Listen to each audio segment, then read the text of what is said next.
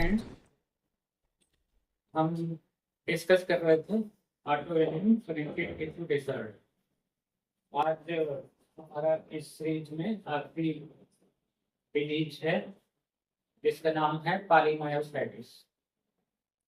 Polymyositis को एक auto immune connective tissue disorder की तरह कंसीडर किया जाता है और इसके फीचर डर्मेटोमायोसाइटिस से काफी कुछ मिलते जुलते हैं। इसके लिए इसका वीडियो बनाया था। और पॉलीमायोसाइटिस भी एक इंफ्लेमेटरी मायोपैथी है, जैसे इंफ्यूजन बॉडी मायोसाइटिस है या डर्मेटोमायोसाइटिस है। पॉलीमायोसाइटिस ऑटोइम्यून होता है, डर्मेटोमायोसाइटिस ऑटोइम्यून होता है, but infusion body myositis degenerative होता है, ऑटोइम्यून नहीं होता है। पॉलीमायोसाइटिस काफी रेयर होता है और इसके फीचर काफी कुछ उसी तरह से हैं जैसे डर्मेटोमायोसाइटिस। ये प्रोग्रेसिव डिजीज होता है और सिमेट्रिकल होता है। सिमेट्रिकल का मतलब है कि जिस मसल का इन्वॉल्वमेंट लेफ्ट साइड होगा उसी मसल का इन्वॉल्वमेंट राइट साइड होगा। और सबसे पहले ये प्रॉक्सिमल मसल को इन्वॉल्व करता है। प्रॉक्सिमल मसल में वो मसल आती है जो ट्रंक के पास होती है, ट्रंक के पास जैसे शोल्डर मसल या थाई मसल है। तो जब इन मसल में मायोपैथी होती है तो प्रॉब्लम्स होती हैं। वो प्रॉब्लम्स होती हैं जैसे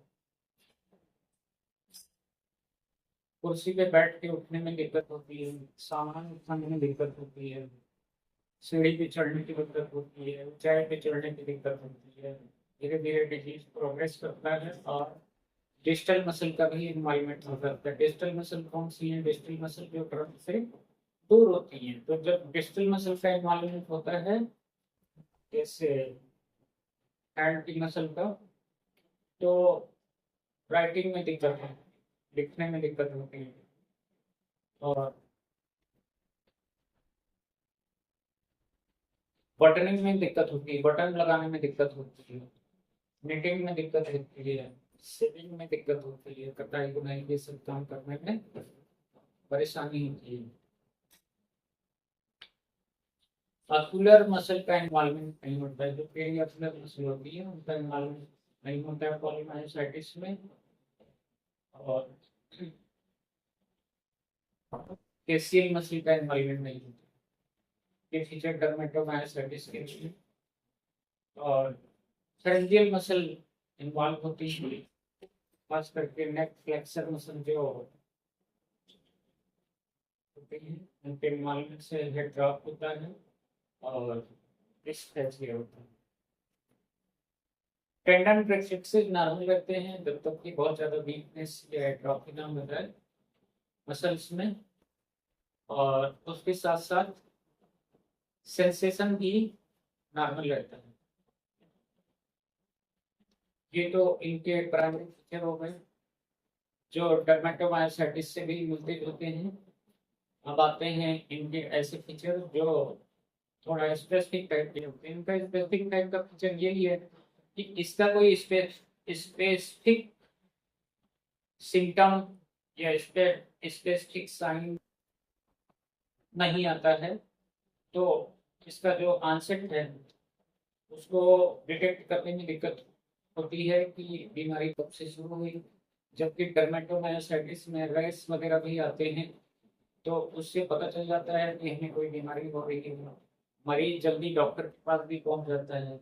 यहाँ पे पेशेंट डिले करता है मेडिकल असिस्टेंस लेने में भी काफी टाइम लग जाता है डॉक्टर के पास पहुंचने में, क्योंकि इसका कोई ऐसा फीचर नहीं होता है कि कोई इस टाइप की कोई बीमारी हुई है या कुछ स्पेसिफिक नहीं होता है। इसकी जो डायग्नोसिस होती है वो एक्सक्लूजन पे बनती है, क्योंकि बहुत सारी मायोपैथी ऐसी हैं जो पॉलीमायोसाइटिस से मिमिक करती हैं। तो इसकी जो है डायग्नोसिस एक्सक्लूजन करके ही कराई जाती है। अब इसका एक और फीचर है कि ये सिर्फ एडल्ट में होती है। चिल्ड्रन में नहीं होती है। चिल्ड्रन में जैसे मैंने बताया डर्मेटोमायोसिटिस में चिल्ड्रन का भी इन्वॉल्वमेंट होता है, इसमें नहीं होता है। और एक्सक्लूजन से इसकी डायग्नोसिस बनाते हैं। बहुत सारी चीज़ें हैं जिनको एक्सक्लूड करना पड़ता है, जैसे रैसेज नहीं होने चाहिए और कैसियल ऑक्यूलर मसल का इन्वॉल्वमेंट नहीं होना चाहिए, फैमिली हिस्ट्री नहीं होनी चाहिए किसी न्यूरोमस्कुलर डिजीज की। न्यूरोमस्कुलर डिजीज जैसे मिस्थीनिया ग्रेविस या गुलेन बारी सिंड्रोम, और कोई मस्कुलर डिस्ट्रॉफी नहीं होनी चाहिए। मस्कुलर डिस्ट्रॉफी जैसे ट्यूशन बेकर्स डिस्ट्रॉफी, कोई इंडोक्राइनोपैथी नहीं होनी चाहिए, कोई न्यूरोडेजेनरेटिव डिजीज डिजीज नहीं होनी चाहिए, कोई ऐसी ड्रग का इन्वॉल्वमेंट नहीं होना चाहिए जो मायोपैथी क्रिएट करे, या ऐसा कोई टॉक्सिन, ये सब चीज़ें नहीं होनी चाहिए। और कोई बायोकेमिकल डिसऑर्डर जैसे गॉचर्स डिसऑर्डर, ग्लाइकोजन स्टोरेज डिसऑर्डर नहीं होने चाहिए। पॉलीमायोसाइटिस की डायग्नोसिस बनाने के लिए ये सब चीज़ें एक्सक्लूड करनी होती हैं। और इंफ्यूजन बॉडी मायोसाइटिस को एक्सक्लूड करने के लिए बायोप्सी से exclusion body myositis, infusion body myositis को एक्सक्लूड कर सकते हैं। और पॉलीमायोसाइटिस कभी भी बहुत आइसोलेटेड नहीं होती है। जब भी होती है तो किसी न किसी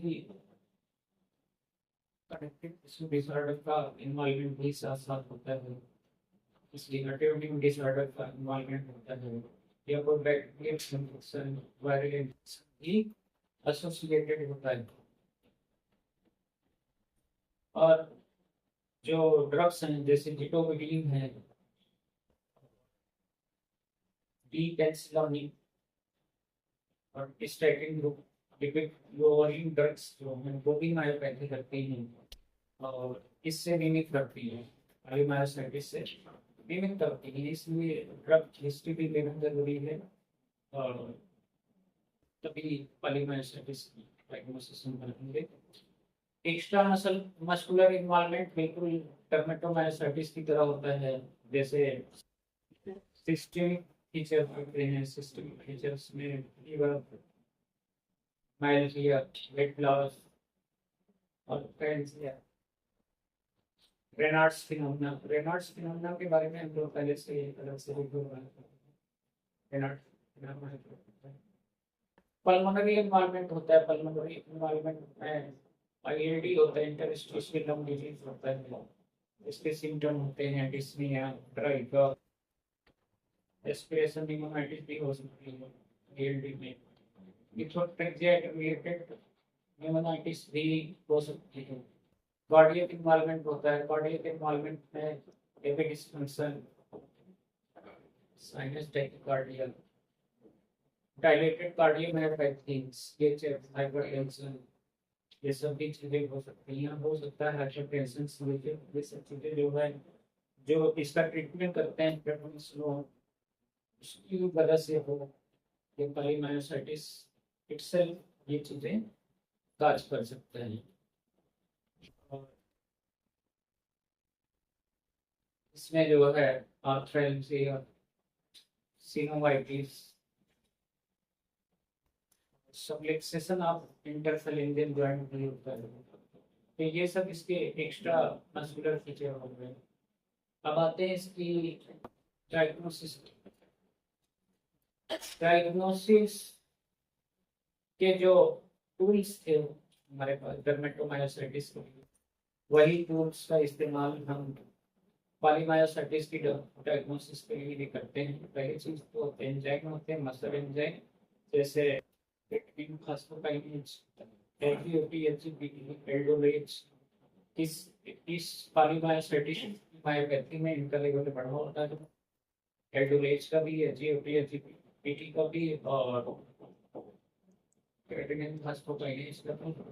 क्रेटिनिन फॉस्फोकाइनेज जो है डिजीज एक्टिविटी से कोरिलेट करता है और डिजीज की सीवियरिटी क्या है उससे हम डिटेक्ट कर सकते हैं।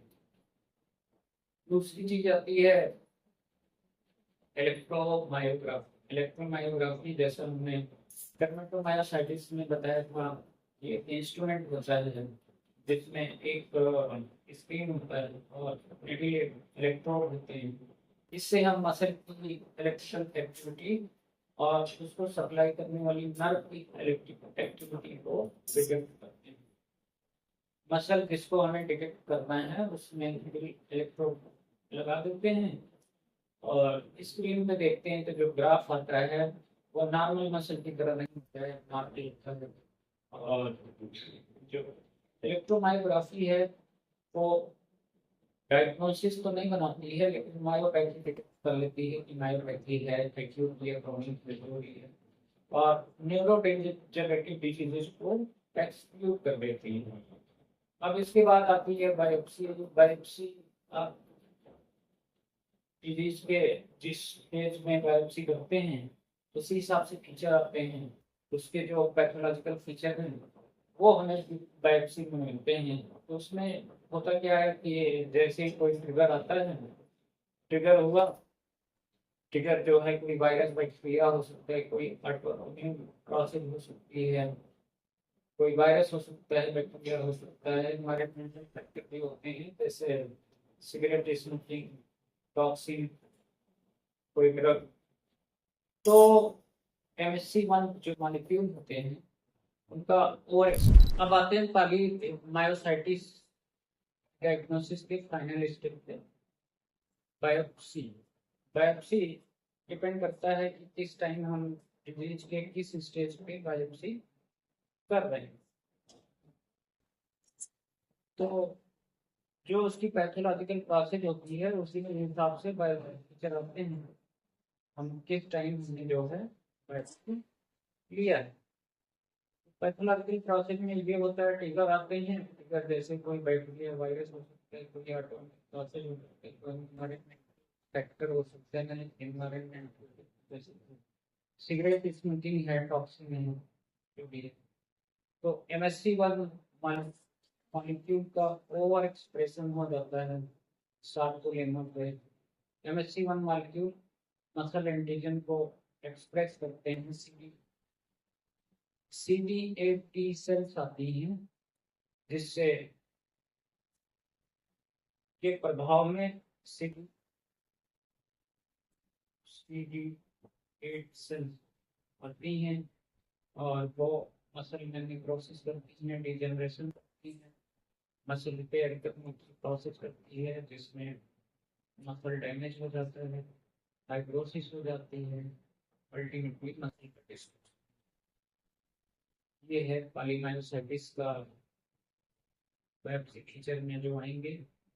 इसके अलावा जो इनका ट्रीटमेंट है, ट्रीटमेंट है जैसे डर्मेटोमायोसाइटिस का ट्रीटमेंट करते हैं इसी तरह से इनका भी ट्रीटमेंट करते हैं। सबसे पहली जो ड्रग है, ड्रग ऑफ चॉइस है, वो प्रेडनिसोलोन है। प्रेडनिसोलोन 3 महीने तक ट्राई करते हैं, अगर काम करती है अच्छी बात है, नहीं तो हम स्विच करते हैं। इम्यूनोलॉजिकल ड्रग्स पे जैसे एथ्रियोपिन है, माइकोफेनोलेट है, मेथोट्रेक्सेट है, साइक्लोफॉस्फेमाइड। अगर रिफ्रैक्टरी पॉलीमायोसाइटिस हो जाता है तो IV इम्यूनोग्लोबुलिन का